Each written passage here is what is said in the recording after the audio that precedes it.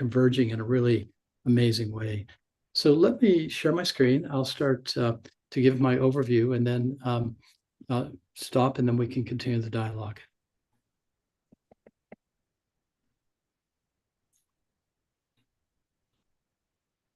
Okay. Is that coming through okay? Fantastic. Okay, well, here's the overview.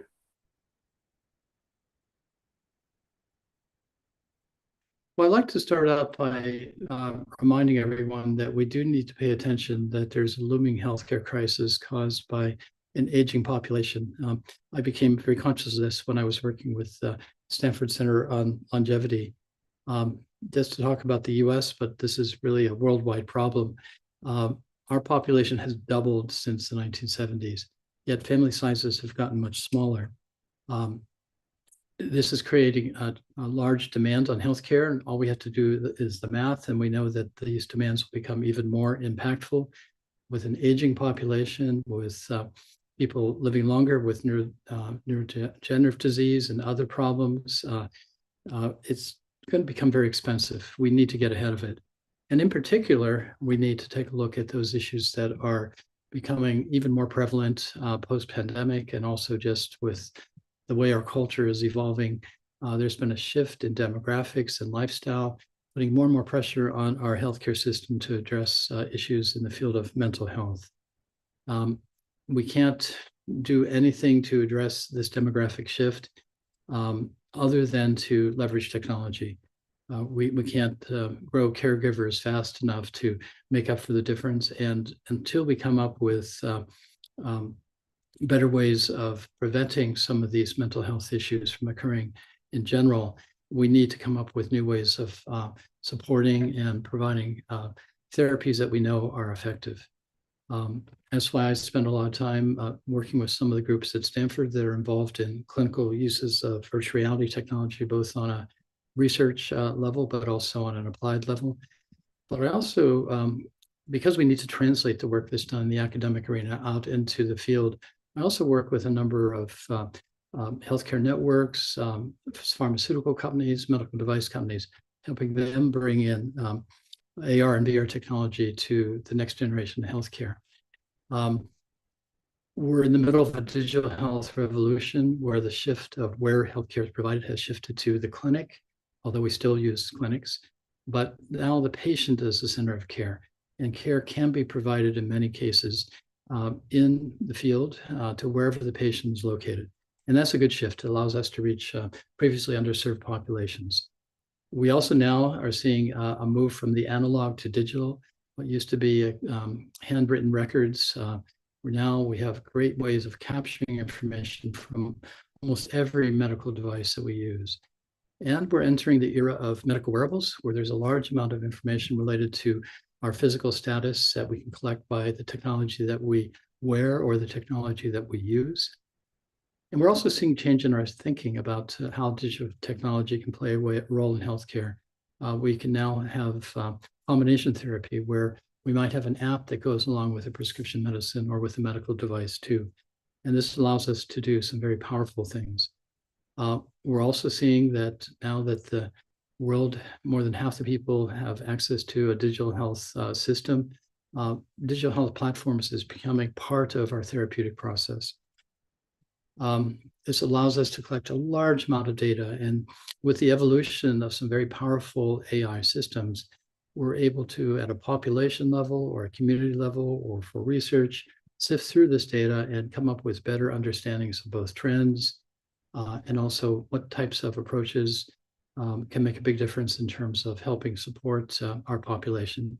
And we can conduct research on this data and come up with better paradigms related to clinical care. And it's not just the physical aspects of our health that we're able to capture and put into this analytical system. We also can capture things related to our brain health or to our emotional state, and not just as individuals, but as families or as communities and groups.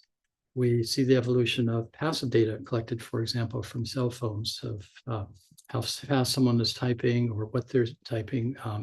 If they opt in and allow access to that, we can come up with a brain health biomarker. We see voice analytics being used as a biomarker for anxiety and depression and pain. Facial expressions tell us a lot about emotional states, and we're getting better at capturing that, along with pupil dilation and eye gaze. And then we can evoke a cognitive state using technology like an AR tablet or a VR system to come up with ways to challenge and measure the response of an individual. So it's really exciting. So some of the emerging and confluent technologies that we're seeing is, well, of course, sensors are promulgating. We're seeing them being built into so many systems out there, and we can passively collect data that relates to behavior. We're seeing new systems that can collect data that otherwise we might have to do a blood draw to get. We collect from the surface of the skin and collect that information. Again, with the evolution of machine learning and predictive analytics, generative AI, we now have some new tools to evoke and measure and quantify and analyze the very rich data that we're able to get from these systems. We're also seeing a change in how digital health is delivered and how it's perceived. The tech titans are moving into healthcare, Apple and Google and Samsung, and it's really going to be pretty profound to see it shifting from just being healthcare networks, insurance carriers, medical device, pharmaceutical companies, government regulation agencies being the major players, now seeing other groups come in. And with the speed that the technology companies move at developing and the emphasis on personalizing the experience and making, with good design, systems that are appealing to use, I think we'll see changes in our healthcare system occur over the next 5 to 10 years that will be quite profound. Our regulatory landscape is adapting, and we're starting to be more comfortable with leveraging telemedicine where appropriate. And nicely enough, we are shifting our attitudes about mental health care. The stigma seems to be dissipating, and we now have, as I'll mention, more tools to help provide more impactful healthcare in the mental health arena. One thing to keep in mind is the technology companies are now starting to focus on how to leverage technology to personalize the user experience. Instead of a one-size-fits-all interface, we'll have dynamic interfaces to information that is being used to make our use of technology more appropriate for our cognitive level. If we are alert, or if we're sleepy or perhaps not focused, the technology can adapt to us. And we're also looking at ways that we will allow our technology to help us interact in a more comfortable, easy to use manner with our buildings, with our refrigerators, with our transportation systems. So this emphasis on collecting information about the user that the tech companies are developing, we can leverage and are leveraging and applying it to mental health care. Again, the emphasis on personalizing the user interface is something that we can use to help improve our delivery of mental health care and personalize that delivery of health care. The field of affective computing has always focused on developing systems that interpret our emotional state and can adapt accordingly. This is something that there's been a lot of deep research for decades in. It's not an easy task, taking the signals that we can collect and interpreting them correctly to understand someone's emotional state. But we've had decades of very talented researchers looking into this area. And now finally, we have more tools to help them do their work and leverage what they're doing.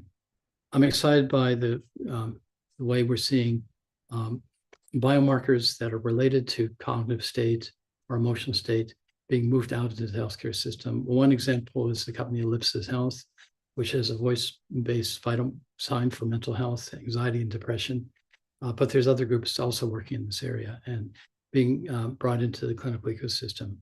We're also seeing groups that are leveraging facial expressions and other signals, like such as EEG, to provide these to go hand in hand with our VR systems, so that we can both evoke a cognitive state by using a VR system, and then measure the individual's response to that evocative system.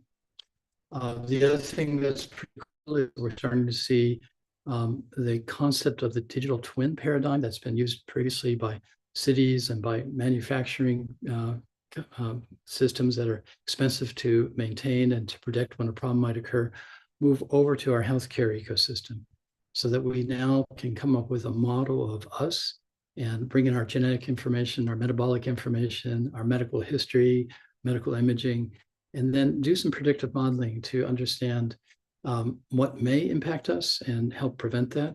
And then when we do have a clinical problem, have a specific model about us where we can say, well, what if we tweak and change this parameter? So again, this change in concept will make a big difference.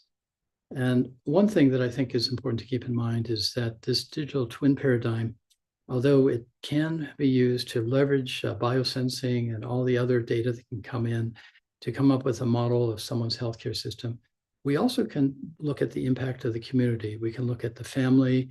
We can look at the work environment. And again, we need to be careful about protecting this information, but we can make sure that we build things that are not just based in isolation for the individual, but how they function in the community and their support network. This allows clinicians to come up with a very precise way of managing the patient. And we're starting to see this move forward in a robust way. One company that I'm excited about is Octave Biosystems. They take a precision patient management approach to multiple sclerosis. And I think as more and more groups move forward with coming up with the tools to go beyond just the clinic, but to look at the patient and look at all the factors impacting them, keep the clinician alert as to that, we're going to see some very amazing changes and improved functions.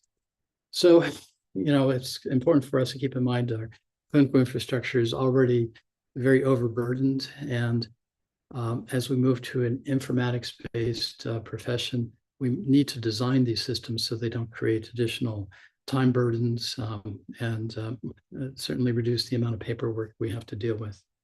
But well-designed tools will help us do that, allow a clinician to manage their patients in a more robust manner without creating more of a burden.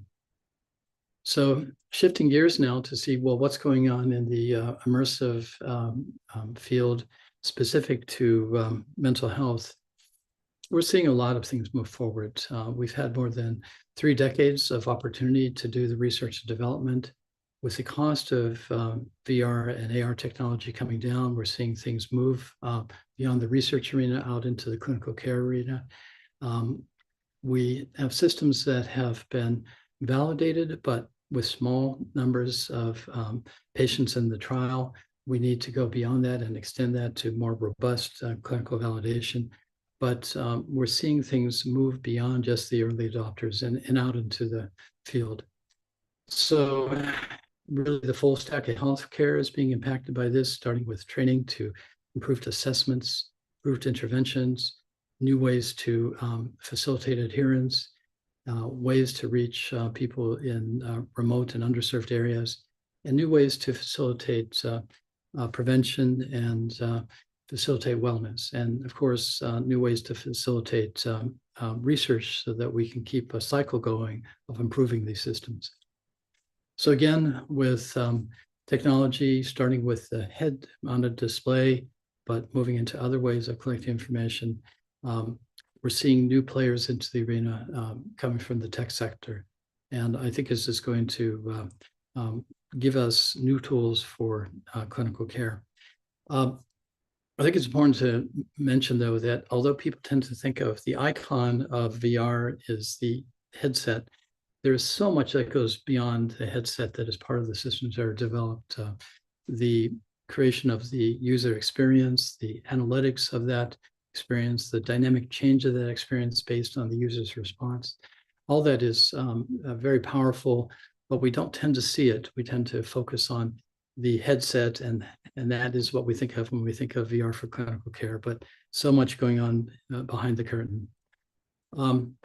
It's been exciting for me to see how the field has evolved. I got involved back in the late 1980s when systems were uncomfortable to wear and expensive.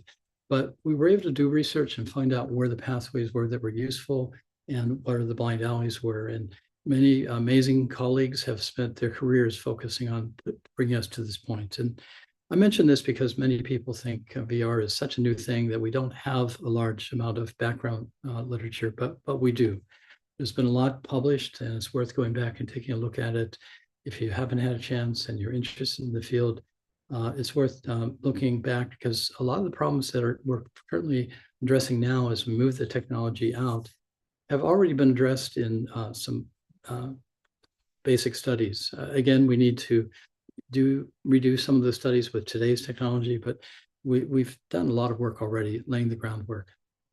What's exciting is the technology is evolving pretty fast too. We're having new ways of bringing new sensations into the VR experience with haptic feedback. We now have spatial olfactory systems where we can bring the sense of smell into the VR system in a three-dimensional manner, where we can hold something close to us and smell the pizza, or turn around and walk across the virtual room and see where the garbage might be or the flowers might be. It's really quite amazing how this lab adds another layer of stimulus that can evoke memories and change the tone of an experience. We're also getting much better at our avatars. They don't have to look like robots, and they can capture our facial expressions, our mannerisms. Of course, there's a whole level of concern about not having our avatars escape and be used for purposes we wouldn't want them to be. But the fact is, now VR doesn't have to be a lonely experience where you are interacting with a virtual environment on your own, or if other people are there, they look like robots. Now we can start having more robust experiences with avatars that look and sound much more realistic, should we choose to. Of course, we could look like a lobster if we choose to also. We're also seeing the evolution of, with cloud-based rendering and generative AI, very robust virtual world technology where we can meet other people and have experiences that are very believable. And that's, I think, giving us new tools to help address clinical problems. Last time I had a chance to do a bit of a survey, there were more than 427 emerging medical VR companies addressing almost all sectors of healthcare. So the momentum is growing. And we're also seeing in the US new ways to finance the use of this technology through better coding and ways for reimbursement. I'm excited by what our friends at the VR Healthcare Network are doing, the tremendous momentum there. These numbers are already old, but when I last had a chance to talk with the group of the immersive systems at the VA, they were rolling out VR at more than 160 clinical sites. They trained thousands of staff members to use it for more than 30 different clinical indications. So it's moving fast. So why is this? Well, clinical VR systems have more adherence and more engagement. We're able to facilitate better learning and memory by creating a better sense of presence and context for the user, by making our systems engaging and novel and fun. We can create more of an experience as opposed to what you might see by reading something or looking at something on a flat screen. This cognitive engagement is so important, especially in the field of mental health. And by having someone actively involved, we facilitate retention and memory. So there's a whole neuroscience of how VR and AR systems have impact and support clinical care. It's very nuanced, but the top level message is that because we can activate experiences that have all our senses involved and create a reward feedback loop, we can show people progress in their therapies, have them focused on what needs to be focused on, provide insights and perspective, and create experiences that have emotional impact. And this gives a clinician new tools to help the patient with their healthcare journey. And we're able to leverage the power of storytelling. Usually in a clinical experience, it's very hard to have the time to bring forward a narrative, but we can help people by leveraging technology and providing systems that people can use at home and not necessarily in the clinic. We can create an overarching context and make the healthcare experience more of a healthcare journey. And it's really amazing how we can leverage some of the tools and techniques that our colleagues in the gaming industry or the gambling industry have used to promote adherence and help people come back for be part of their therapeutic process. So, and this is so important because with mobile health, we've seen a lot of dropout rates. There's been some wonderful systems developed leveraging mobile health technology, but the adherence rates are unfortunately low. We haven't seen that with VR and AR systems, the much better adherence rates to this technology. And I believe it's because of what I mentioned before, that we're able to create more of a cognitive engagement and show people progress and give them the feedback they need to keep coming back to use the system. We can leverage our mirror neuron systems in the brain.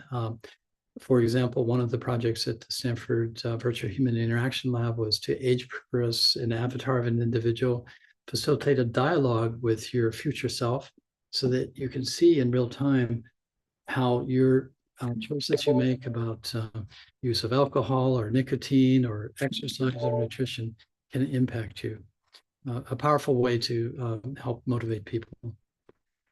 So to give more of an overview of the impact in mental health care, we see, starting at the training area, ways to come up with simulations of the patient experience, to have standardized patient simulation, to teach people how to handle a difficult situation, to have a critical conversation, to deliver bad news in an empathetic way, and to also learn how to learn from our patients what we need to learn to help them with their healthcare journey. We can teach skills using VR. Of course, these can be surgical skills, but it can also be skills that a mental health professional needs to have to work with a patient. We're coming up with a tremendous new amount of objective assessments relevant to mental health care. We can, of course, collect physical movement for physical therapy, occupational therapy, but we can do neuropsychological assessments and new ways of applying the technology to behavioral medicine. And we don't always have to be wearing a head-mount display. We can create an interactive experience to do a cognitive assessment using a room environment, for example. I'm excited by some of the things that are going on in terms of assessments of cognitive function, executive function. One company I recently had a chance to take a look at their work is ViewMind. They do a complete assessment of all the executive functions using a VR headset, focusing on looking at pupil dilation and eye gaze and challenging people's cognitive system, using that as a platform where they can standardize the amount of light that's going into the eye and come up with some very robust measurements that are rapid. There's no learning effect, and they come up with a detailed assessment very precisely for all the executive functions of our brain. I'm also impressed by groups like NeoArvra that are challenging our social emotional systems using VR and doing a very robust assessment of our responses. So what we do need to know is to come up with new standardized environments. We now have some tools to evoke and measure a person's response to a VR experience. As we want to promulgate clinical care and research, we need to come up with a better library of culturally appropriate, age-appropriate, diverse environments that we can use as a foundation for research and clinical care. I'm impressed by what our colleague Lee Williams is doing at the Stanford Center for Precision Mental Health and Wellness by combining information captured from wearable sensors, from imaging, from metabolic and genetic data, and using VR as an evocative environment to help come up with a different biotyping for looking at anxiety and depression and other mental health issues. I think this is going to be really important. We need to not treat everyone with a particular diagnosis with the same clinical pathway, but be able to identify the different subtypes and send people down the right clinical pathway. And VR and AR technology will be an important part of this. I'm excited by what we're seeing with groups like Altoida using a tablet to evoke a memory or a cognitive process and do a psychomotor index that correlates very strongly and helps identify patients that are converting from mild cognitive impairment over to neurodegenerative disease. So I've been talking mostly about the assessments, but now moving into some of the interventions. We see great work being used for preoperative planning and image-guided surgery in that field. But if we move into physical therapy and into mental health care, we're also seeing some really amazing things. I was impressed by the work of Adam Gonzalez's group at the Neuroscape lab up in UCSF, where they've used video game paradigms to challenge the cognitive processes and evoke a response related to age-related cognitive decline. And being able to reverse for people in their 60s who've had the standard decline in some aspects of executive function, but by using the engagement of a dynamic VR system, reverse that score. And when they look back years later to see if the changes in that aspect of executive function had persisted after the VR engendered experience, even 6 years later, they see that some of the reversal of the decline had persisted. That's really exciting. There's groups starting like virtually focusing on neurocognitive evaluations and therapies. And as we move into mental health care, we know how acute the need is. We've had a backlog that we've been trying to reach to for years. People make that difficult phone call saying they need help with an addiction or with an anxiety disorder. And they're often told, well, your appointment will be months from now. We can do better, and technology is allowing us pathways to do better. And nicely enough, it's the full stack of issues in mental health care where we've seen VR and AR technology applied, ranging from anxiety disorders, addictions, depression, we've already talked about, chronic pain, autism, attention deficit disorder, psychosis, anger management issues. It's really been remarkable to see so many aspects of mental health care where new therapeutic interventions are being developed that leverage the improved cognitive assessments, but also leverage ways of reaching the patient and helping the patient through exposure therapy, for example. A lot of work using VR as a way to mitigate both acute and chronic pain. A lot of work going back decades, looking at post-traumatic stress disorder, phobias, and other anxiety disorders using exposure therapy. And then using VR as a way to help evoke a craving in an individual and teaching them the situational confidence or the refusal skills to help manage their cravings. It's wonderful now that with the use of generative AI, we can come up with evocative environments specific to the user's experience so that we can help them manage peer pressure, et cetera, and learn to manage their cravings and understand their own processes behind the problems that they're trying to address. And for us, we can also help with providing new systems to support preventive medicine and health and wellness. Some great systems are out there that support reducing stress and reducing anxiety on a non-clinical level, with individuals can download and use on their own. Issues teaching people better skills for weight management, for example. So what are the constraints? What are the gating steps to adoption?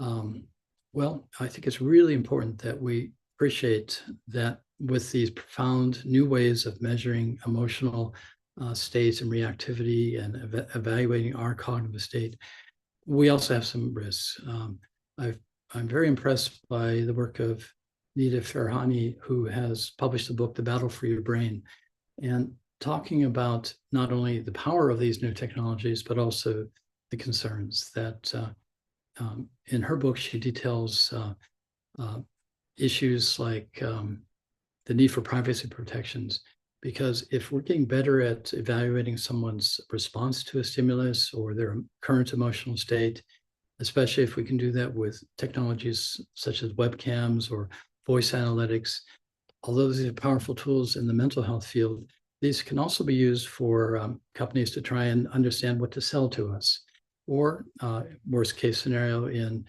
um, environment where a dissident might need to be identified and punished for their thoughts.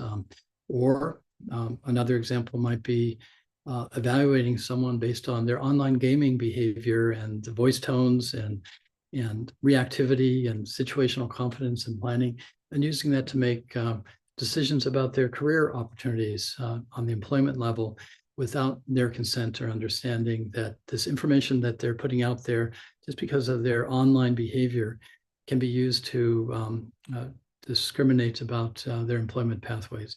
So we need to get ahead of this and pay attention to the not just the power of this technology to help us do better healthcare, but also the concerns and how to protect the data that we're collecting. There's a lot of research gaps that we need to address. We have a lot of underlying research, but it's been with small sample sizes and with technology that, because it evolves so rapidly, that needs to be redone with today's technology.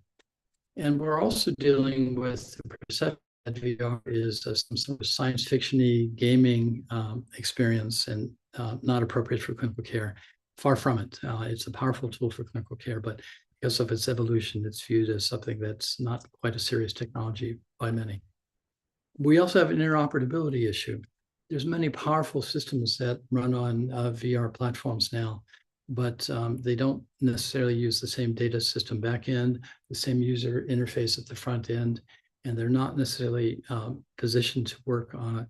If you have a comorbid condition, you're trying to address depression and chronic pain and maybe a mobility disorder, you might not be able to put them all on the same headset. And again, the data doesn't easily support comparisons across groups. So that's something that we're grappling with, and there's solutions on the horizon, but there's a lot more work to be done to get there. And then I think one of the biggest challenges we have right now is that despite the good design skills that many of the groups that are developing this next generation of technology have, they're often focused on the technology, the measurements, the reporting, but they're not looking as deep as they should at the constraints of our healthcare ecosystem. It's one thing to come up with a profound technology that can help our patients, but if we don't understand its impact on the current ecology of the healthcare ecosystem, if the technology requires another person to be hired to manage the batteries for charging, for example, or if creates an extra time or paperwork burden on the clinician, no matter how profound it is in terms of helping patients, it's going to be unacceptable to move into the healthcare ecosystem.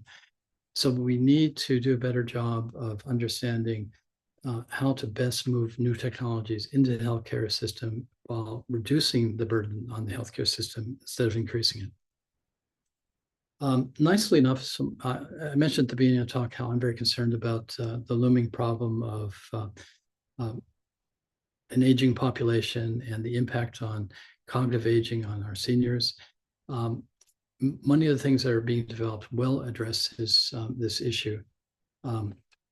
And that's wonderful. But I'm also very concerned what we don't want to do is a job of design that we overburden ourselves with too many sensors we need to use, too many gadgets that we need to wear or sign into. We don't want to have a future where we're over-measured in a burdensome way that isn't useful, and as I mentioned earlier, might be problematic in terms of protecting the data. So we have to do a good job of design there. So in summary, things are amazing. The technology has been evolving for more than 3 decades, and it's finally at a point where it's crossing over into clinical care in a robust way. There's the full spectrum of healthcare is being impacted, and in particular with new tools for measurement and therapies and mental health care, we finally are able to move forward in a way that scales more easily and is more precise and, for the individual. And the momentum is growing. And we have some challenges, but it's exciting. And I think we'll see things move forward in a pretty rapid way. Um, there's, for those of you who are interested in learning more, there are two conferences specific, well, there's more, but there's two major conferences specific to VR in healthcare. One is organized by IVRA, the International Virtual Reality Health Association. Their next meeting is late February, early March in Florida. And then the Virtual Medicine Conference is in late March in Los Angeles. Both are amazing groups if you are interested in learning more. And thank you. And Margot, I hope we have a chance to continue our dialogue and maybe take a few questions from the audience. Yes, thank you so much, Walter. What an amazing and comprehensive talk explaining how technology is constantly evolving and is used to treat many different mental health and healthcare problems. And I know a few questions came up for me, and so I would like to take the time to ask you and pick your brain, given that you are an expert in this field. And I also see that some people have other questions coming into the Q&A. So rather than raise your hand, please write any questions in the Q of A, and hopefully we'll get to that. So for me, the main thing that came up is just in seeing your presentation, you've shared the many ways technology is evolving to help improve lives and augment medical care. And something that I frequently get as a clinician who uses VR is from people that have been influenced by apocalyptic movies and movies where AI and technology is taking over the world. And I know you briefly addressed this in terms of talking about safety and privacy and security. And I know HIPAA compliance is definitely something that I consider as a clinician. But I'm wondering what you would say to those people who inquire about the potential downsides of just technology being so ubiquitous, and thinking of those movies and those warnings that technology is taking over the world and people aren't going to be interacting with each other as much. What would you say to those people, and what do you suggest to help mitigate that risk? That's such an important question. And again, I guess I should apologize for needing to be so superficial about the whole topic, but hopefully I gave a bit of a broader brushstroke, and we can go into details a little bit more now. Well, we are asked about the singularity. We're asked about what will happen as AI moves out. Will jobs be eliminated? Will our privacy be compromised? Will our future be attenuated by the downside of these technologies? And I think this is our time to address this issue, and we must get ahead of it. And there are a lot of groups working on this, the XR Safety Initiative, for example, and other groups. I do think can be trade-offs, that when we look at a healthcare issue and put it to a patient that we need to collect some information from you, we will keep it confidential, but there's always a risk that somewhere along the line the information could escape. But are you still interested in opting in to let us collect this information? Here is the benefit for you.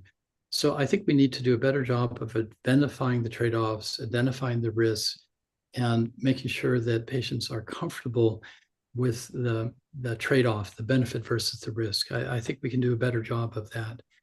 I think with blockchain and other ways of securing data, I think there's ways that we can both give patients agency over their data, maybe give them a click charge of some financial return when their data is aggregated and used as part of a federated learning system, for example. They should get some upside from that. I think the tools are there. The policies need to be put into place. I think it should be possible to provide very profound security for these issues, but we need to put in the rules for doing that. And we've seen in Germany, for example, with GDPR and some of their restrictions, it can slow down sometimes the advancements of the technology, but that's inappropriate if it gives us a better future and better comfort for our patients. It's on us to make sure we as we evolve this technology, we do it in a way that respects confidentiality and privacies and gives patients agency over the use of their data. Yeah, I totally agree. And as you were speaking, I was just thinking of the translation from actually having a chart to then EMR, and very similar concerns that people had of like, oh, I don't want my data online and just available for people to look at it and view it, and all the policies that have come into place around EMR and giving patients more autonomy and the ability to actually view their records. And I think that could be important when translating this into XR technologies as well, thinking about those same considerations. In a related vein, we need to be careful that as we collect data for the powerful things we can do in healthcare, that we just don't do it from the people who are going to major medical centers. And Yeah. we need to and we are striving to make a conscious effort to reach underserved populations is the term, but people who don't go to major medical centers, we need to both reach them, but also make sure the data we collect as we build systems that are doing better diagnostics and better therapeutics, that it's comprehensive in terms of cultural diversity, age diversity, and personal choice diversity. That's also important. It's not just protecting the data, but also as we collect the data, make sure that it's as it feeds into our systems for decision making, that it is appropriately diverse. Yeah, and that dovetails into a question that I had, and I see that someone else has a very similar question as well. So in order to avoid just collecting the data from these major medical centers, thinking about something I've encountered, and I see this person, I'm sorry, I can't pronounce your name, Gors Wichter, also said, is being in the clinical field and a clinical psychologist, I've encountered clinician hesitation to use these emerging technologies outside of these larger medical centers, people that are private practice clinicians and maybe do work in more rural areas. There's a huge preference for just what would be considered the traditional face-to-face therapy. And I know that you had shared that there's a plethora of background literature showing that they are evidence-based treatments. But what would you say could be the best way to help translate this research and what's going on and the research that I'm doing to these more rural clinicians and clinicians that work in areas that are seeing underserved populations and aren't in these larger medical centers? Well, I think there's two ways that we can do that. One is, again, I'm very impressed what the U.S. Veterans Health Administration is doing in terms of moving technology out and not presenting it as this exotic new technology, but just how they can address some major problems and bringing it out to people who otherwise the VA healthcare system often functions as a safety net healthcare system. And it does go into remote and rural areas. It's not constrained by the coding requirements that other healthcare networks are often constrained by in terms of reimbursement pathways. So I think the answer, Margot, is we need to show the data. I think if we talk about the power of these technologies, but we don't show the data, we're just expressing an opinion. Right. So we need to have facts that show here's the value of the technology, here's the facts behind its impact, and just really show everyone its value, and then give examples of where it's made a difference. And the examples are there, so we just need them to bring it to the attention of these clinicians who are still learning about the power, and provide it to them in a way that it's not a barrier for them to adopt it. Again, we have an overburdened healthcare system. So if learning to use this new technology is burdensome, it's really a matter of putting good design in place, I think, and good design for the patient's use, but also good design for the clinician's use. Yeah, absolutely. And I think that's happening with these emerging technologies, and also with talks such as this, and as you said, in IVRA and the VMed talks, just to disseminate the data and to let people know that there's actually data behind what we're saying, and that we're not just expressing these opinions. Okay, So I do have, because we only have about 7 minutes, I do want to get to some questions here. Danny said, in terms of length of time, is there any data that suggests a minimum, optimum, or maximum length of time for a VR experience? Another question that is very important, but also hard to answer in a few minutes. But there is an issue. There's a couple issues. One is there's a vestibular ocular disconnect when we use the VR systems. We basically fool our brain and our visual system by placing screens close to the eye about distance. And there may be a concern for younger users that if they spend too much time and they have a developing visual system, that there could be some downstream effects. I think that by limiting the amount of time that we have people spend in our systems, and we can do a lot in just 20 minutes. So I think that is one concern, is to understand and do some research on what is the safe amount of time. But I think also as we have more augmented reality systems where you're not fully blocking out the built environment, you're interacting with it and using it, I think we'll start seeing systems that don't have quite that concern. But by and large, most of the VR clinical systems don't have the patient in the systems for very long. We should also acknowledge that the systems aren't designed to fit the smaller face of our youngsters, as well as maybe not, we need to understand the impact of the use of and in terms of the technology as an impact on our culture, I think the VR technology is reversing a downward spiral in terms of the application technology. I think when we started texting and typing and focusing on Cartesian coordinates and flat screens, we narrowed the view of our world and we stripped away the robust communication we have with facial expressions and gestures. And by Zoom, where we have the always looking at someone's head instead of looking around the room. So I think this level of technology will reverse some of the adverse effects of an over-technologized world. And I think it may hopefully just fade in the background. We're back to 3D.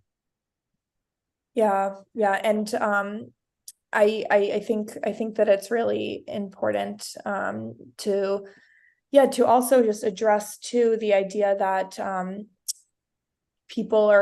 I know that something people ask me is, with these kids and these youngsters, how is this any different than just gaming and becoming addicted to like gaming technologies? And as a clinician, I get that too from patients that I say, like, okay, like, let's use this for depression to incorporate pleasant activities. People say, well, how is this any different than like watching Netflix or watching TV? And with youngsters, something to consider too is just, I know when these gaming technologies first came out, the addiction concern to gaming and the fact that their brains are still developing and focusing on a screen and not interacting with other people. And I think that personally, that's why AR can be so helpful, as you said. But I would also love to know your thoughts on that as well. And for those people that are concerned in using these technologies for these youngsters, and how is it very different than, gaming and just using video games, for example? Well, it's different than gaming in that it's designed to have a purpose, and we can design some of the guardrails that are necessary to make sure it's curated and safe. We also can make sure that if we do a good job of design, that the impact is the cost trade-off of leveraging technology to provide benefit is there. And it can open up the world for people. Often people who are socially isolated, we can help them reach out to other people, learn this. If they have trouble with social skills, we can exaggerate facial expressions and body language and reinforce understanding the emotional state of others, using that to help with feeling comfortable, do role playing in a safe way. People often will say things to avatars that they may not say to someone in real life. So it's a powerful tool. We have to design how best to use it.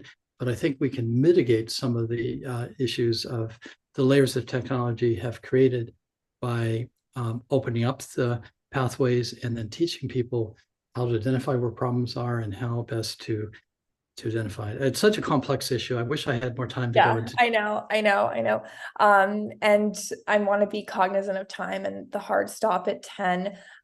So I would like to invite Steve back, but thank you so much, Walter. This was really enlightening, and I really enjoyed picking your brain on your expertise and vast knowledge. And I know I personally feel like I could just continue this conversation for several more hours, but unfortunately we don't have the time. But thank you so much. Well, let's follow up and keep our dialogue going, Margo. And Yes, Steve, thanks so much absolutely. for giving me the opportunity to talk to this group. Yeah, it's a pleasure to have you back, Walter. Thank you so much. It's nice to have a projection, a roadmap of where we're going with these technologies. That's concise and well considered. I think this will be some good curriculum on our website when it's up and available. It should be available in a couple of days. So if you want to go back and listen to what's been discussed, please go ahead. Margo, thank you again for joining us and moderating it. I can't tell you how much better the talks are that when we have moderators that are domain experts like yourself. So thank you. I know you've got a patient right now, so I'm going to thank you. I'm going to thank our audience for coming, and please go to our website, register. And take a look at the talk coming up on January 10th. I think it's going to be really unique, and the ability to measure to really diagnose people's conditions with VR is a new capability. So thank you, and we'll see you next time.